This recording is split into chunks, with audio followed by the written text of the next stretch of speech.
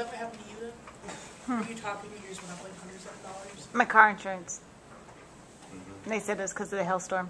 My car said I never fixed mine on purpose. My car wasn't in town, so it didn't get hurt, but my premium went up $100 every 6 months. When I called them to find out, that's what it was. Because of the hail. Yeah. They're going to hit everybody in the area. That's what they're going to do.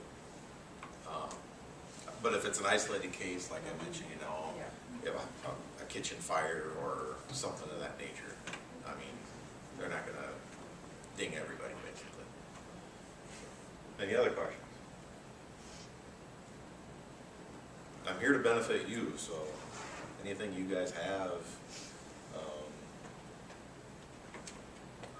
you know, speak up. You have 9 minutes left. What's that? I said they have 9 minutes left. Ask away. Yeah. Do you have good stories? Do I have any good stories? What kind of stories would you like to hear? Like an outrageous insurance story. You know, we haven't really had a lot within our agency. You know, companies always have a lot of outrageous stories. People claim things got stolen that were never stolen. Just different things like that. People have to understand that, you know, there's been reports that somebody's broke into their house and stole something. They might have staged it, you know, had their best friend come over and steal their TV, you know, so they could get a second one. Story-wise, very outrageous, you know. One thing to keep track of with your, you know, renter's policies or homeowner's policies as far as your contents. If you have a loss, don't try to lie about what you own. Don't have a 26-inch flat screen Vizio sitting on the entertainment center that's burned up and tell them, you know, that it was something bigger. We've had that happen. I'm not saying you have to go through and itemize everything, but take pictures of stuff. But we have had that happen before. Had a guy claim he got robbed, you know, somebody broke into his house, you know, stole a bunch of stuff. What kind of TV did you have? Oh, I had a 50-inch, you know, LCD Sony or something. And here he still had the 1950, you know, box TV. So, you know, things like that can catch up to you. What do you do if you honestly don't know what kind of TV you have? Like just be flat, as honest like as you TV? can. Just you know, be as honest as you can. You know, what kind of TV did you have? Well, it was, you know, right around 20-some-inch TV, you know, or something like that. You know, especially the new ones. I mean,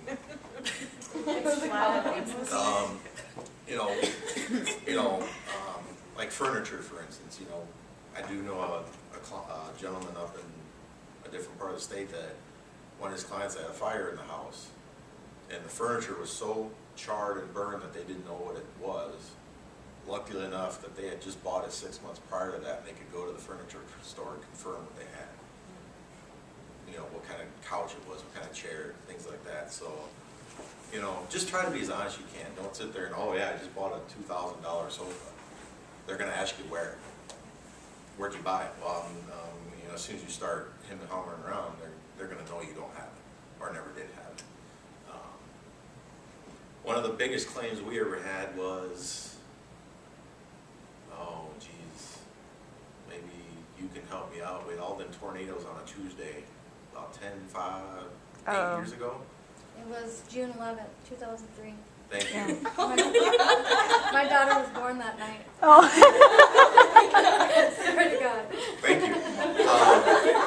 That day in eastern South Dakota, we had over 100 tornadoes come through the state. Yeah. We have a client north of Mount Vernon that I was driving to, I think, softball at that time, and I heard on the radio, yeah, we're out here at so-and-so's farm, they got hit by a tornado. I didn't go to Sioux Falls that night, or softball that night. I made a U-turn on the street and I drove north of Mount Vernon, and yeah, got hit by a tornado. Now that's a farm policy. It's basically the same coverage as a home.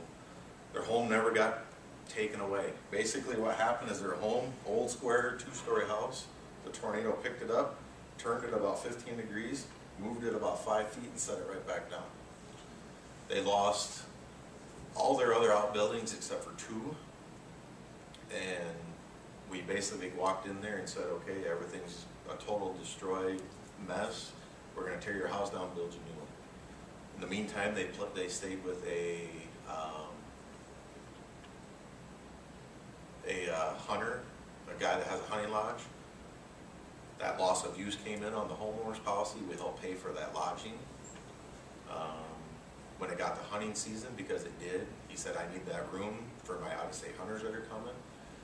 They said, well, we want to be on the farm because we've got our chicken and our sheeps and whatnot, because they're just small farmers, you know, they raise chickens and whatnot.